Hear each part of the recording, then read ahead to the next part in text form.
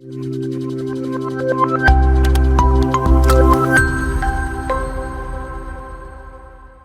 all, welcome to the introductory session of our new course, Sociological Research Methods. എല്ലാവരും IGNOU registered ആയിട്ടുള്ള BA sociology course ചെയ്യുന്ന students ആണെന്നാണ് ഞാൻ വിശ്വസിക്കുന്നത്. അപ്പോൾ ഇതൊരു പുതിയ കോഴ്സ് ആയിരിക്കും നിങ്ങളെ സംബന്ധിച്ചിടത്തോളം. സോഷ്യോളജിക്കൽ റിസർച്ച് മെത്തേഡ്സിന്റെ പാർട്ട് 1 ആയിട്ടാണ് ഈ ഒരു പേപ്പർ വരുന്നത്. അപ്പോൾ ഈ ഒരു പേപ്പറുമായിട്ട് ബന്ധപ്പെട്ടിട്ടുള്ള ഇമ്പോർട്ടൻ്റ് ആയിട്ടുള്ള കണ്ടന്റ്സ്, അതേപോലെ തന്നെ പ്രധാനപ്പെട്ട ഒബ്ജക്റ്റീവ്സ് ഒക്കെ ജസ്റ്റ് ഡിസ്കസ് ചെയ്ത് പോവുക. അതൊരു ഇൻട്രൊഡക്ഷൻ, ഈ ഒരു കോഴ്സിനെ ഇൻട്രൊഡ്യൂസ് ചെയ്യുക എന്നുള്ളത് മാത്രമാണ് നമ്മൾ ഈ ഒരു വീഡിയോയിലൂടെ ഉദ്ദേശിച്ചിട്ടുള്ളത്. അപ്പൊ ഇതുമായിട്ട് ബന്ധപ്പെട്ട് നമ്മൾ ഇതിന്റെ മെയിൻ കണ്ടന്റ്സിലോട്ട് പോകുന്നതിന് മുമ്പ് ശ്രദ്ധിക്കേണ്ട 1-2 സംഗതികളാണ് ഞാൻ ആദ്യം പറയുന്നത്. അതിൽ ഒന്നെന്ന് പറയുന്നത്, ഈ കോഴ്സ് ഒരു വളരെ ബേസിക് ആയിട്ടുള്ള ഒരു കോഴ്സാണ്. എന്ന് പറഞ്ഞു കഴിഞ്ഞാൽ സോഷ്യോളജിയെ സംബന്ധിച്ചിടത്തോളം നിങ്ങൾ ഏത് ലെവലിൽ പഠിക്കുന്ന സമയത്തും ആവശ്യം വരുന്ന, നിങ്ങളുടെ UG ലെവലിൽ ആവശ്യം ഉണ്ടാവും, നിങ്ങൾ PG ചെയ്യുകയാണെങ്കിൽ ആ ലെവലിൽ ആവശ്യം ഉണ്ടാവും.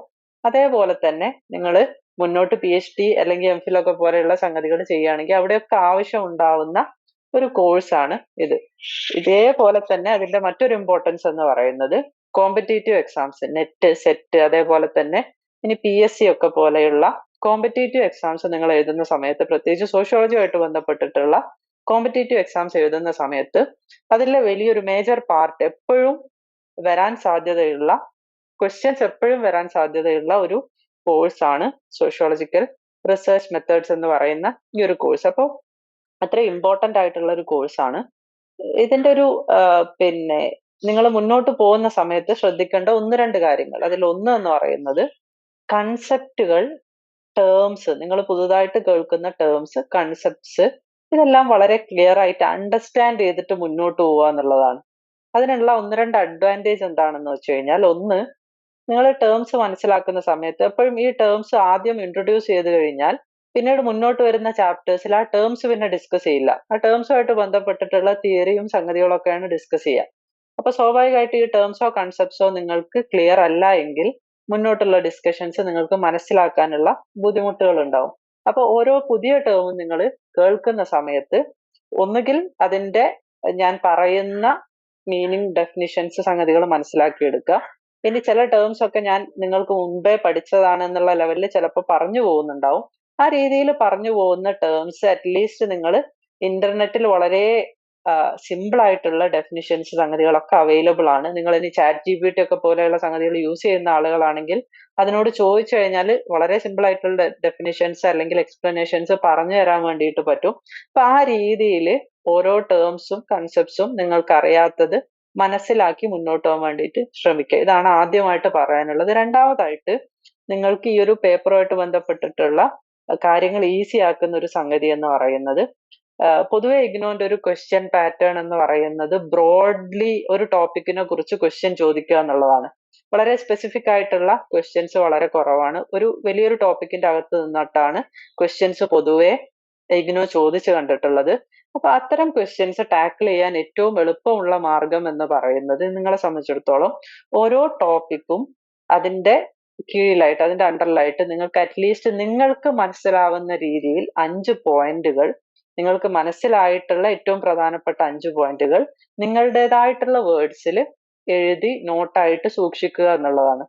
മിനിമം 5 പോയിന്റ്സ് കേട്ടോ. 5 പോയിന്റ്സ് എന്നുള്ളത് ഞാനൊരു എമൗണ്ട് പറഞ്ഞതാണ്, ഒരു മിനിമം എമൗണ്ട് പറഞ്ഞതാണ്. അപ്പോൾ ഇങ്ങനെ വരുമ്പോൾ എന്താ സംഭവിക്കാന്ന് വെച്ച് കഴിഞ്ഞാൽ, ആ ഒരു പാർട്ടിൽ നിന്നുള്ള ക്വസ്റ്റ്യൻ വരുന്ന സമയത്ത് നിങ്ങൾക്ക് സ്വാഭാവികമായിട്ടും ഈ പോയിന്റിൽ നിന്ന് ഇലാബറേറ്റ് ചെയ്തിട്ട് വലിയൊരു ആൻസർ, ഒരു എസ്സേ നിങ്ങൾക്ക് തയ്യാറാക്കാൻ വേണ്ടിയിട്ട് സാധിക്കും എന്നുള്ളതാണ്. അപ്പോൾ ഈ ഒരു 2 സംഗതികൾ മനസ്സിൽ സൂക്ഷിക്കുക. അത് പരമാവധി ചെയ്യാൻ വേണ്ടിയിട്ട് ശ്രമിക്കുക. അത് ചെയ്യുമ്പോഴാണ് നിങ്ങൾക്ക് എക്സാമിനൊക്കെ കൂടുതൽ ഈസി ആയിട്ട് അപ്പിയർ ചെയ്യാനും മുന്നോട്ട് പഠിക്കുന്ന സമയത്ത്, ഇതിന്റെ സെക്കൻഡ് പാർട്ടൊക്കെ വരുന്ന സമയത്ത് വളരെ ഈസി ആയിട്ട് അതിലുള്ള കൺസെപ്റ്റുകളും സംഗതികളൊക്കെ മനസ്സിലാക്കാൻ വേണ്ടിയിട്ടും സാധിക്കുകയുള്ളൂ. ഓക്കെ, നമുക്കിനി കണ്ടന്റ്സിലോട്ട് പോവാം. ഈ ഒരു പേപ്പറിനെ സംബന്ധിച്ച് നമുക്ക് ടോട്ടൽ 11 ചാപ്റ്റേഴ്സ് ആണ് ഉള്ളത്. വളരെ ഡീറ്റെയിൽഡ് ആയിട്ടുള്ള ചാപ്റ്റേഴ്സ് ആണ് പലതും. ചില ചാപ്റ്റേഴ്സ് ഒക്കെ ഒരു സിംഗിൾ കൺസെപ്റ്റിനെ എക്സ്പ്ലെയിൻ ചെയ്യാൻ വേണ്ടിയിട്ട് അവർ യൂസ് ചെയ്തിട്ടുണ്ട്. അപ്പൊ നമുക്ക് ഓരോ ചാപ്റ്ററിലെയും ഓരോ യൂണിറ്റിലെയും പ്രധാനപ്പെട്ട ഒബ്ജക്റ്റീവ്സ് അല്ലെങ്കിൽ അത് കവർ ചെയ്യുന്ന പ്രധാനപ്പെട്ട പോയിന്റ്സിലൂടെ ഒന്ന് ജസ്റ്റ് നോക്കിയിട്ട് ഈ ഒരു സെഷൻ വൈൻഡ് അപ്പ് ചെയ്യാന്നാണ് ഉദ്ദേശിക്കുന്നത്. ഓക്കെ, അപ്പോ നമ്മുടെ ഫസ്റ്റ് യൂണിറ്റ് എന്ന് പറയുന്നത് റിസർച്ച് ഇൻ സോഷ്യൽ സയൻസസ് ആണ്. അപ്പൊ സോഷ്യൽ സയൻസിന്റെ അകത്ത് എന്താണ് റിസർച്ച് എന്നുള്ള ഒരു ക്വസ്റ്റ്യൻ ആണ് ഈ ഒരു ചാപ്റ്റർ അഡ്രസ് ചെയ്യുന്നത്. നമുക്കറിയാം റിസർച്ച് സോഷ്യൽ സയൻസിൽ മാത്രമല്ല ഉള്ളത്, natural sciences, physics, chemistry, biology, botany, ബയോളജിക്കകത്ത് തന്നെ ബോട്ടണി, സുവോളജി ഒക്കെ തുടങ്ങിയിട്ടുള്ള സബ്ജക്റ്റിലൊക്കെ റിസർച്ച് ഉണ്ട്. അതേപോലെ തന്നെ സോഷ്യൽ സയൻസിലും റിസർച്ച് ഉണ്ട്. അപ്പോ സോഷ്യൽ സയൻസിലുള്ള റിസർച്ചും നാച്ചുറൽ സയൻസിലുള്ള റിസർച്ചും തമ്മിലുള്ള മാറ്റം എന്താണ്? നമുക്കറിയാം മനുഷ്യരെയാണ് ബേസിക്കലി സോഷ്യൽ സയൻസ് പഠിക്കുന്നത്. മനുഷ്യന്റെ ഗ്രൂപ്പിംഗ്സിനെയാണ്, മനുഷ്യനുമായിട്ട് ബന്ധപ്പെട്ടിട്ടുള്ള സാമൂഹിക തലങ്ങളുള്ള സംഗതികളെയാണ് സോഷ്യൽ സയൻസ് അഡ്രസ് ചെയ്യുന്നത്. അപ്പോ ഈ റിസർച്ച് എങ്ങനെയായിരിക്കണം, അത് എന്തൊക്കെയാണ് എന്നുള്ള സംഗതികളാണ് ഫസ്റ്റ് ചാപ്റ്റർ. ബേസിക്കലി ഒരു ഇൻട്രൊഡക്ടറി ചാപ്റ്റർ എന്ന് നമുക്ക് പറയാം. അതിന്റെ ഫസ്റ്റ് പാർട്ട് എന്ന് പറയുന്നത് ആൾട്ടർനേറ്റീവ്സ് ടു സോഷ്യൽ റിസർച്ച് എന്നുള്ളതാണ്. സോഷ്യൽ റിസർച്ചിന് പകരമായിട്ട് സാധാരണക്കാരായിട്ടുള്ള ആളുകൾ, നമുക്ക് ലേമൻ എന്നുള്ള ടേമാണ് യൂസ് ചെയ്യുന്നത്, സാധാരണക്കാരായിട്ടുള്ള ആളുകൾ ഏതൊക്കെ തരത്തിലാണ് റിസർച്ച് നടത്തുന്നത്. ഇപ്പൊ ജേർണലിസ്റ്റിക് റിസർച്ച് ഒക്കെ ഉണ്ട്, വളരെ ഷോർട്ട് ടേം ആയിട്ട് നടത്തുന്ന തരത്തിലുള്ള റിസർച്ചുകൾ, കോമൺ സെൻസ് ഒക്കെ ഉപയോഗിച്ചിട്ട് നടത്തുന്ന റിസർച്ചുകളൊക്കെ ഇതിന്റെ ഭാഗമാണ്. അതും നമ്മൾ പറയുന്ന സോഷ്യൽ സയൻസ് റിസർച്ചും തമ്മിലുള്ള വ്യത്യാസങ്ങൾ എന്തൊക്കെയാണ് എന്നുള്ളത് നമുക്ക് ഡിസ്കസ് ചെയ്യേണ്ടതായിട്ടുണ്ട്. Sociological imagination in social research, ഇത് വളരെ ഇമ്പോർട്ടന്റ് ആയിട്ടുള്ള ഒരു ടോപ്പിക്കാണ്. നിങ്ങൾ ഓൾറെഡി പഠിച്ചിട്ടുള്ള ഭാഗമായിരിക്കും സോഷ്യോളജിക്കൽ ഇമാജിനേഷൻ എന്ന് പറയുന്നത്. അപ്പൊ അതെങ്ങനെ സോഷ്യൽ റിസർച്ചിന്റെ അകത്ത് ഉപയോഗപ്പെടുത്താം എന്നുള്ളത് നമ്മൾ പരിശോധിക്കും. അതേപോലെ തന്നെ ഡർക്കെയിം എന്ന് പറയുന്ന ഏറ്റവും പ്രധാനപ്പെട്ട ഒരു സോഷ്യോളജിയുടെ സ്കോളറെ നമ്മൾ ഇതിന്റെ അകത്ത് ഡിസ്കസ് ചെയ്യുന്നുണ്ട്. ഡർക്കെയിം കണ്ടിന്യൂസ് ആയിട്ട് ഒരുപാട് യൂണിറ്റ്സിൽ നമുക്ക് ഡിസ്കസ് ചെയ്യപ്പെടുന്നതായിട്ട് കാണാം. അതിനുള്ളൊരു കാരണം എന്ന് പറയുന്നത് ഡർക്കെയിം ഒരു ക്ലാസിക്കൽ സോഷ്യോളജിസ്റ്റ് ആണ്, അല്ലെങ്കിൽ ആദ്യമായിട്ട് സോഷ്യോളജിയെ ഒരു സോഷ്യൽ സയൻസ് ഡിസിപ്ലിൻ ആയിട്ട് നിലനിർത്താൻ ആവശ്യമായിട്ടുള്ള പ്രവർത്തനങ്ങൾ ചെയ്തിട്ടുള്ള ഒരു സ്കോളർ ആണ് എന്നുള്ളതാണ്. ഓക്കെ, അതേപോലെ തന്നെ ഈ ഒരു ചാപ്റ്ററിൽ ക്വാളിറ്റേറ്റീവ് ആൻഡ് ക്വാണ്ടിറ്റേറ്റീവ് റിസർച്ച്, അത് നമുക്ക് സെപ്പറേറ്റ് ചാപ്റ്റേഴ്സ് ആയിട്ട് തന്നെ വരുന്നുണ്ട്. അതിന്റെ ഒരു ഇൻട്രൊഡക്ഷൻ ഈ ഒരു ചാപ്റ്ററിൽ നമുക്ക് കാണാൻ വേണ്ടിയിട്ട് സാധിക്കുന്നുണ്ട്. സെക്കൻഡ് യൂണിറ്റ് എന്ന് പറയുന്നത് തിയറി ആൻഡ് റിസർച്ച് ആണ്. ഇതിന്റെ അകത്ത് എന്താണ് തിയറി, എന്താണ് റിസർച്ച്, ബേസിക്കലി ഇതിന്റെ ഒക്കെ ഒരു ഇൻട്രൊഡക്ഷൻ ഇതിന്റെ അകത്ത് കൊടുക്കുന്നുണ്ട്. അതേപോലെ തന്നെ തിയറിയും റിസർച്ചും തമ്മിലുള്ള ബന്ധം, റിലേഷൻഷിപ്പ് എന്താണ് സോഷ്യോളജിക്കൽ തിയറി, സ്പെസിഫിക് ആയിട്ട് സോഷ്യോളജിക്കൽ തിയറി എങ്ങനെയാണ് ഡെവലപ്പ് ചെയ്യുന്നത്. അതേപോലെ തന്നെ നമ്മൾ ഫീൽഡ് വർക്ക് ഒക്കെ എന്നൊക്കെ വിളിക്കാൻ പറ്റുന്ന എംപിരിക്കൽ റിസർച്ച് നമ്മൾ ഡീറ്റെയിൽ ആയിട്ട് പഠിക്കും. എംപിരിക്കൽ റിസർച്ച് എന്ന് പറയുന്ന സംഗതി എങ്ങനെയാണ് സോഷ്യോളജിക്കൽ തിയറിയെ അഫക്റ്റ് ചെയ്യുന്നത്, ഇൻഫ്ലുവൻസ് ചെയ്യുന്നത്, അത് ഡെവലപ്പ് ചെയ്യാൻ എങ്ങനെയൊക്കെയാണ് സഹായിക്കുന്നത് എന്നുള്ള സംഗതികളാണ് ഈ ഒരു യൂണിറ്റിൽ നമ്മൾ ഡിസ്കസ് ചെയ്യുന്നത്. ഇനി തേർഡ് യൂണിറ്റ് എന്ന് പറയുന്നത് സോഷ്യൽ സയൻസിൽ എന്താണ് ഒബ്ജക്ടിവിറ്റി, വസ്തുനിഷ്ഠത എന്നൊക്കെ നമ്മൾ പറയും. അതെന്താണെന്ന് നമ്മൾ കൃത്യമായിട്ട് ഡിസ്കസ് ചെയ്യും. പേഴ്സണൽ ബയാസുകളോ പാർഷ്യാലിറ്റിയോ ഒന്നും ഇല്ലാതെ എങ്ങനെ സോഷ്യൽ സയൻസിന്റെ അകത്ത് ഒരു റിസർച്ച് ചെയ്യാം. സയന്റിഫിക് റിസർച്ച് ആണ് നമ്മൾ നടത്തുന്നത്. അപ്പൊ സ്വാഭാവികമായിട്ടും നമ്മുടെ ഒന്നും ബയാസ്, നമ്മുടെ ഒന്നും പാർഷ്യാലിറ്റി ആ റിസർച്ചിന്റെ അകത്ത് കടന്നു വരാൻ പാടില്ല. അപ്പൊ അതിനെക്കുറിച്ച് സോഷ്യൽ സയൻസിന്റെ അകത്ത് നടന്നിട്ടുള്ള ചർച്ചകളാണ് ഈ ഒരു യൂണിറ്റിന്റെ ഭാഗമായിട്ട് വരുന്നത്. ഇവിടെ വീണ്ടും ഡർക്കെയിം എന്താണ് ഒബ്ജക്ടിവിറ്റിയെ കുറിച്ച് പറഞ്ഞിട്ടുള്ളത്. മാക്സ് വെബർ നിങ്ങൾ ഓൾറെഡി പരിചയപ്പെട്ടിട്ടുള്ള സ്കോളർ ആവും, മറ്റൊരു ക്ലാസിക്കൽ സ്കോളർ ആണ്. അപ്പൊ അദ്ദേഹം എങ്ങനെയാണ് ഒബ്ജക്ടിവിറ്റിയെ കുറിച്ച് സംസാരിച്ചിട്ടുള്ളത്, വളരെ ഇമ്പോർട്ടന്റ് പാർട്ടാണ്. കാൾ പോപ്പർ എന്ന് പറയുന്ന മറ്റൊരു സ്കോളർ, ഇദ്ദേഹം ഫിലോസഫിയുടെ സ്കോളറാണ്, മോർ ദാൻ സോഷ്യോളജിസ്റ്റ് എന്നുള്ള ഒരു സ്കോളർ അല്ല, സോഷ്യോളജിസ്റ്റ് ആയിട്ട് അറിയപ്പെടുന്ന ഒരു സ്കോളർ അല്ല, എങ്കിലും സോഷ്യോളജിയിൽ കൃത്യമായിട്ട് ഒരുപാട് ഡിസ്കസ് ചെയ്യപ്പെടുന്ന ഒരു സ്കോളറാണ്. അപ്പൊ അദ്ദേഹം ഒബ്ജക്ടിവിറ്റിയെ കുറിച്ച് എന്താണ് പറയുന്നത് എന്നുള്ള മൂന്ന് പാർട്ടായിട്ടാണ് ഈ ഒരു യൂണിറ്റ് വരുന്നത്. Next unit reflexivity. നമ്മള് പിന്നെ നിങ്ങൾ ആ സൈഡിൽ കൊടുത്തിട്ടുള്ള ഡയഗ്രാം നോക്കിക്കഴിഞ്ഞാൽ എന്താണ് റിഫ്ലെക്സിവിറ്റി എന്നുള്ളതിനെ കുറിച്ച് നിങ്ങൾക്ക് ഒരു ധാരണ കിട്ടും. നമ്മൾ മനുഷ്യരാണ്, നമ്മൾ സമൂഹത്തിന്റെ അകത്ത് ജീവിക്കുന്ന ആളുകളാണ്. അപ്പൊ നമുക്ക് സ്വാഭാവികമായിട്ടും നമ്മൾ ഏത് രാജ്യത്ത് നിന്നാ വരുന്നത്, നമ്മുടെ നാഷണാലിറ്റി, നമുക്ക് സ്വാഭാവികമായിട്ടും പൊളിറ്റിക്കൽ ഇൻട്രസ്റ്റുകൾ ഉണ്ടാവും.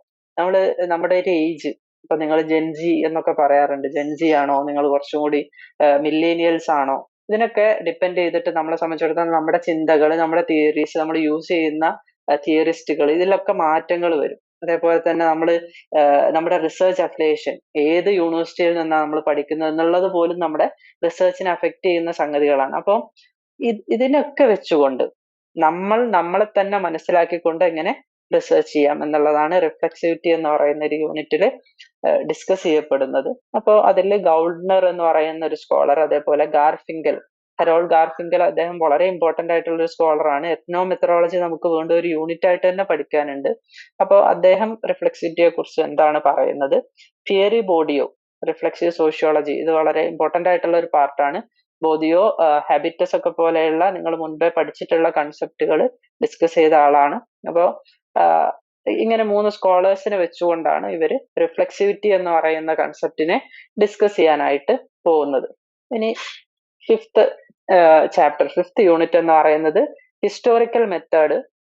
അതെങ്ങനെയാണ്? ഹിസ്റ്ററി എന്ന് പറയുന്നത് ഒരു സെപ്പറേറ്റ് ഡിസിപ്ലിൻ ആണ്. പക്ഷെ അതേസമയം ഹിസ്റ്ററി സോഷ്യോളജിക്ക് ഒരുപാട് സംഗതികൾ കൊടുക്കുന്നുണ്ട്. നേരെ തിരിച്ച് സോഷ്യോളജിയിൽ നിന്ന് ഹിസ്റ്ററിയും ഒരുപാട് മെത്തേഡ്സും അതേപോലെ തന്നെ ഡാറ്റയൊക്കെ സ്വീകരിക്കുന്നുണ്ട്. അപ്പോൾ ഈ ഒരു ഇന്റർ ഡിസിപ്ലിനാരിറ്റി എങ്ങനെയാണ് വർക്ക് ചെയ്യുന്നത്?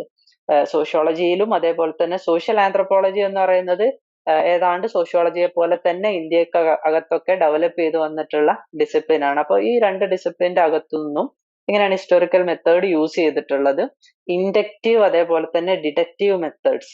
ഈ ഇൻഡക്റ്റീവും ഡിഡക്റ്റീവും ഒക്കെ എന്താണ് എന്നുള്ളത് നമ്മൾ കൃത്യമായിട്ട് പഠിക്കും. അതേപോലെ എത്നോളജിക്കൽ മെത്തേഡ് എന്ന് പറയുന്ന മറ്റൊരു സെപ്പറേറ്റ് മെത്തേഡ് ഉണ്ട്. ഇതിലൊക്കെ ഹിസ്റ്റോറിക്കൽ മെത്തേഡിന്റെ അപ്ലിക്കേഷൻ എങ്ങനെയാണ് വരുന്നത് എന്നുള്ളതും ഇന്ത്യയിൽ എങ്ങനെയാണ് സെപ്പറേറ്റ് ആയിട്ട് ഹിസ്റ്റോറിക്കൽ മെത്തേഡ് ഡെവലപ്പ് ചെയ്ത് വന്നിട്ടുള്ളത് എന്നൊക്കെ ഉള്ളതാണ് നമുക്ക് ഈ ഒരു യൂണിറ്റിൽ ഡിസ്കസ് ചെയ്യാനുള്ളത്. ഇനി യൂണിറ്റ് 6 നോക്കിക്കഴിഞ്ഞാൽ കമ്പാരറ്റീവ് മെത്തേഡാണ്. സൊസൈറ്റീസിനെ പരസ്പരം കമ്പയർ ചെയ്യുന്ന, കൾച്ചറിനെ പരസ്പരം കമ്പയർ ചെയ്യുന്ന ഒക്കെയുള്ള അതിനൊക്കെ വേണ്ടിയിട്ട് യൂസ് ചെയ്യുന്ന മെത്തേഡ്സ് ഏതാണ്, എന്താണ്, എങ്ങനെയാണ് ഈ ഒരു കമ്പാരിസൺ പോസിബിൾ ആവുന്നത്, അതിനെക്കുറിച്ച് ഡിഫറെന്റ് സ്കോളേഴ്സ് എന്തൊക്കെയാണ് പറഞ്ഞിട്ടുള്ളത് എന്നീ കാര്യങ്ങളാണ് ഈ ഒരു യൂണിറ്റിൽ ഡിസ്കസ് ചെയ്യുന്നത്. വീണ്ടും ഡർക്കൈമിന്റെ ഈ ഒരു ഭാഗമായിട്ട് ബന്ധപ്പെട്ടിട്ടുള്ള ഒരു സെഷൻ ഉണ്ടാവും. റാഡ്ക്ലിഫ് ബ്രൗൺ, അദ്ദേഹം കമ്പാരിറ്റീവ് മെത്തേഡിനെ കുറിച്ച് സംസാരിച്ചിട്ടുണ്ട്. അദ്ദേഹം നേരത്തെ പറഞ്ഞ സോഷ്യൽ ആന്ത്രപ്പോളജിസ്റ്റ് എന്നൊക്കെ പറയുന്ന കാറ്റഗറിയിൽ വരുന്ന ആളാണ്. മാക്സ് വെബർ കമ്പാരിറ്റീവ് അനാലിസിസ് നടത്തിയിട്ടുണ്ട്. അപ്പൊ അദ്ദേഹത്തിന്റെ കമ്പാരിറ്റീവ് അനാലിസിസിനെ കുറിച്ചുള്ള ഒരു ഏരിയ ഉണ്ട്. കമ്പാരിറ്റീവ് മെത്തേഡ്സിന്റെ തന്നെ അകത്ത് പലതരം കമ്പാരിറ്റീവ് മെത്തേഡ്സ് ഉണ്ട്. അതിന്റെ ആ ഡിബേറ്റ്സ്, അവർക്കിടയിൽ സ്കോളേഴ്സിന്റെ ഒക്കെ ഇടയിൽ നടക്കുന്ന ഡിബേറ്റ്സ് നമുക്ക് ഡിസ്കസ് ചെയ്യാനുണ്ട്. മർഡോക്കിന്റെ കമ്പാരിറ്റീവ് മെത്തേഡ്, അതേപോലെ ഈ കമ്പാരിറ്റീവ് മെത്തേഡിൽ സ്റ്റാറ്റിസ്റ്റിക്സിന്റെ യൂസേജ് എങ്ങനെയാണ്, ഈ സംഗതികളൊക്കെ യൂണിറ്റ് 6 നമുക്ക് പഠിക്കാൻ വേണ്ടിയിട്ട് സാധിക്കും. ഇനി യൂണിറ്റ് 7 നോക്കിക്കഴിഞ്ഞാൽ സെപ്പറേറ്റ് ആയിട്ട് എത്നോ മെത്തഡോളജി, നമ്മൾ നേരത്തെ പറഞ്ഞിരുന്നു ഹെറോൾഡ് ഗാർഫിങ്കൽ ആണ് എത്നോ മെത്തഡോളജി ഇൻട്രൊഡ്യൂസ് ചെയ്തതിൽ പ്രധാനപ്പെട്ട ആള്. അപ്പൊ അദ്ദേഹത്തിന്റെ ഒരുപാട് കോൺട്രിബ്യൂഷൻസിനെ കുറിച്ച് ഇതിന്റെ അകത്ത് സംസാരിക്കുന്നുണ്ട്. എന്താണ് എത്നോ മെത്തഡോളജി എന്ന് സംസാരിക്കുന്നുണ്ട്. ബേസിക്കലി ആളുകൾ യൂസ് ചെയ്യുന്ന, സാധാരണക്കാരായിട്ടുള്ള ആളുകൾ ലോകത്തിനെ മനസ്സിലാക്കാൻ വേണ്ടിയിട്ട് യൂസ് ചെയ്യുന്ന മെത്തഡോളജി പഠിക്കുക എന്നുള്ളതാണ് ഈ ഒരു യൂണിറ്റ് കൊണ്ട് ഉദ്ദേശിക്കുന്നത്. അപ്പോൾ അതെങ്ങനെ പഠിക്കാം എന്നുള്ള സംഗതികളൊക്കെയാണ് പറയുന്നത്. ഇൻഡെക്സിക്കാലിറ്റി എന്നൊക്കെ പറയുന്നത് പുതിയ ടേംസ് ആണ്. അതേപോലെ തന്നെ അക്കൗണ്ട്സ്, ഇതൊക്കെ ഗാർഫിങ്കലൊക്കെ യൂസ് ചെയ്തിട്ടുള്ള ടേംസ് ആണ്. ഡോക്യുമെന്ററി മെത്തേഡ്, ഇതൊക്കെ ഇതിന്റെ അകത്ത് യൂസ് ചെയ്യാൻ പറ്റുന്ന ഒരുപാട് സംഗതികളാണ്. ബ്രീച്ച് എക്സ്പെരിമെന്റ്സ് എന്ന് പറയുന്നത്, ആഗ്നസ് എന്ന് പറയുന്ന ഒരു സ്ത്രീയുടെ അല്ലെങ്കിൽ പിന്നെ ഒരു ഇന്റർ സെക്ഷൽ സർജറി നടത്തിയിട്ടുള്ള ഒരു ആളുടെ ഒരു കേസ് എടുത്തുകൊണ്ട് നമ്മുടെ ബ്രീച്ച് എക്സ്പെരിമെന്റ് എന്ന് പറയുന്ന ഒരു മെത്തേഡൊക്കെ ഇതിന്റെ അകത്ത് ഡിസ്കസ് ചെയ്യുന്നുണ്ട്. ഓക്കെ, അപ്പൊ ഇത്രയാണ് ഈ ഒരു യൂണിറ്റിലുള്ളത്. ഇനി 8ാമത്തെ യൂണിറ്റ് എടുത്ത് നോക്കിക്കഴിഞ്ഞാൽ ഫെമിനിസ്റ്റ് പെർസ്പെക്റ്റീവ്സ് ഫോർ റിസർച്ച്. നമുക്കറിയാം ഫെമിനിസം സോഷ്യൽ സയൻസിൽ ഒന്നിച്ച് ഒരുപാട് മാറ്റങ്ങൾ ഒരു ടൈം പീരീഡിന് ശേഷം വരുത്തിയിട്ടുണ്ട്. അപ്പൊ ഈ മാറ്റങ്ങൾ എങ്ങനെയാണ് സോഷ്യൽ സയൻസ് റിസർച്ചിനെ ബാധിച്ചിട്ടുള്ളത്, അഫക്റ്റ് ചെയ്തിട്ടുള്ളത്, ഏതൊക്കെ രീതിയിലാണ് പുതിയ തരത്തിലുള്ള റിസർച്ച് ഐഡിയാസ് ഫെമിനിസം കൊണ്ടുവന്നിട്ടുള്ളത് എന്നൊക്കെ ഉള്ളത് ഈ ഒരു ഭാഗത്ത് ഡിസ്കസ് ചെയ്യുന്നതായിട്ട് കാണാം. ഡോമിനന്റ് ആയിട്ടുള്ള മെയിൽ സെൻട്രിക് ആയിട്ടുള്ള മെത്തഡോളജീസിനെ ക്വസ്റ്റ്യൻ ചെയ്തുകൊണ്ടാണ് ഫെമിനിസ്റ്റ് മെത്തഡോളജി വരുന്നത്. അപ്പോൾ എംപിരിക്കൽ ആയിട്ടുള്ള അപ്രോച്ചസ് ഫെമിനിസത്തിന്റെ അകത്ത് എങ്ങനെ വർക്ക് ചെയ്യുന്നു, ഫെമിനിസ്റ്റ് എസെൻഷ്യലിസത്തിന് എങ്ങനെ ആളുകൾ കൊണ്ടുവന്നു, അല്ലെങ്കിൽ അത് പുതുതായിട്ട് എങ്ങനെ ഡെവലപ്പ് ചെയ്തു വന്നു, പിന്നെ സ്റ്റാൻഡ് പോയിന്റ് തിയറിസ്റ്റുകൾ എന്നൊക്കെ പറഞ്ഞിട്ട് വളരെ ഇപ്പോഴും ഡിസ്കസ് ചെയ്യുന്ന പിന്നെ ഏറ്റവും ന്യൂവസ്റ്റ് ഐഡിയാസ് ആണ്. നമ്മൾ ഒരു റിസർച്ചർ പുതുതായിട്ട് വരുന്ന സമയത്ത് അല്ലെങ്കിൽ ഒരു റിസർച്ചർ റിസർച്ച് ചെയ്യുന്ന സമയത്ത് സ്വന്തം പെർസ്പെക്റ്റീവ് എന്താണ്, താൻ എവിടുന്ന് വരുന്നു, എന്താണ് തന്റെ സോഷ്യൽ സ്റ്റാറ്റസ്, ഞാൻ വൈറ്റ് മെയിൽ അമേരിക്കൻ ആണോ അല്ലെങ്കിൽ ബ്രൗൺ പിന്നെ ഇന്ത്യൻ ആണോ എന്നൊക്കെയുള്ള, മെയിൽ ഇന്ത്യൻ ആണോ അല്ലെങ്കിൽ ഫീമെയിൽ ഇന്ത്യൻ ആണോ, അങ്ങനെ നമ്മൾ ഏത് ജെൻഡറിൽ നിന്നാണ് വരുന്നത്, ഏത് സൊസൈറ്റിയിൽ നിന്നാണ്, ഏത് സ്റ്റാറ്റസിൽ നിന്നാണ് വരുന്നത് എന്നൊക്കെ വ്യക്തമാക്കിയതിന് ശേഷം പഠനവുമായിട്ട് മുന്നോട്ട് പോകുന്ന രീതികളൊക്കെ ഉണ്ട്.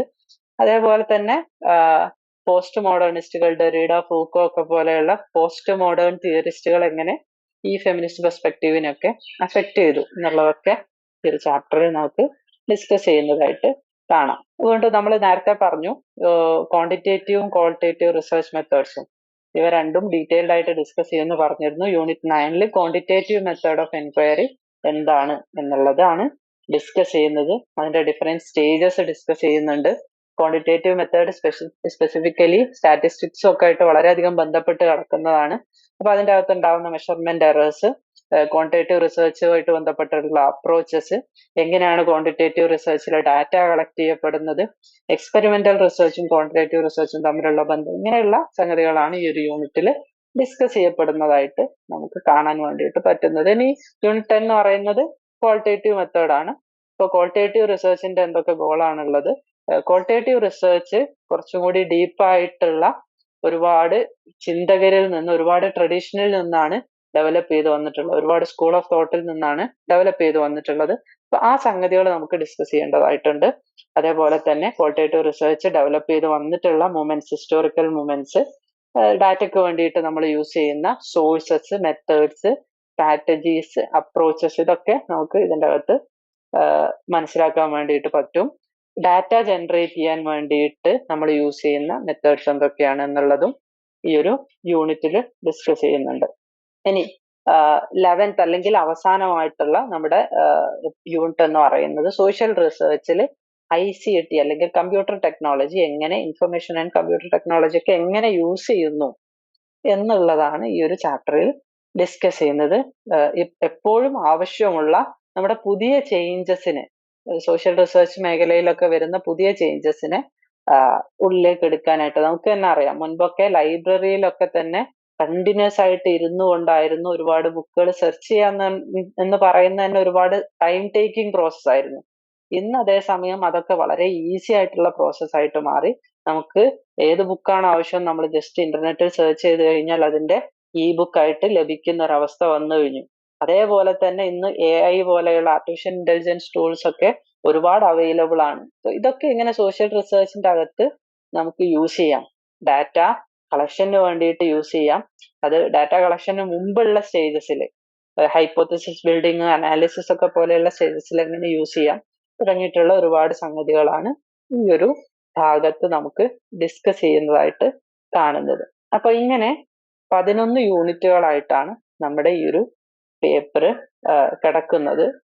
വളരെ ലെങ്തി ആയിട്ടുള്ള പേപ്പർ അല്ല, അതേസമയം ഒരുപാട് ഡിസ്കഷൻസ്, വളരെ കോംപ്ലക്സ് ആയിട്ടുള്ള ഡിസ്കഷൻസ് ഉണ്ട്. നമുക്ക് പരമാവധി അത്തരം ഡിസ്കഷൻസ് നിങ്ങൾക്ക് എല്ലാവർക്കും മനസ്സിലാവുന്ന രീതിയിൽ, സിമ്പിളായിട്ട് നമുക്ക് ഗ്രഹിക്കാവുന്ന രീതിയിൽ ക്ലാസ് മുന്നോട്ട് കൊണ്ടുപോകണമെന്നാണ് വിചാരിക്കുന്നത്. നിങ്ങൾ കൂടെ ഉണ്ടാവും എന്ന് പ്രതീക്ഷിക്കുന്നു.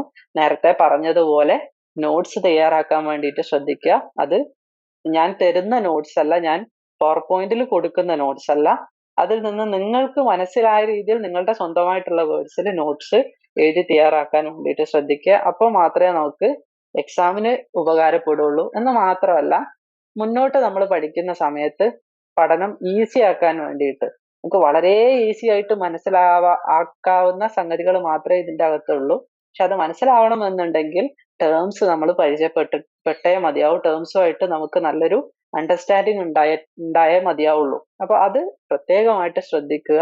ടേംസ് മനസ്സിലാക്കി, കൺസെപ്റ്റുകൾ മനസ്സിലാക്കി, നിങ്ങൾ എഴുതുന്ന സംഗതികൾ നിങ്ങൾ അണ്ടർസ്റ്റാൻഡ് ചെയ്ത് എഴുതാനും പഠിക്കാനും വേണ്ടിയിട്ട് ശ്രദ്ധിക്കുക. അപ്പോൾ നിങ്ങൾ കൂടെ ഉണ്ടാവുമെന്ന് പ്രതീക്ഷിക്കുകയാണ്. ഇന്നത്തെ സെഷൻ അപ്പോൾ വൈൻഡപ്പ് ചെയ്യാണ്. Thank you for listening. നമുക്ക് ഫസ്റ്റ് യൂണിറ്റുമായിട്ട് അടുത്ത ക്ലാസ്സിൽ കാണാം. Thank you.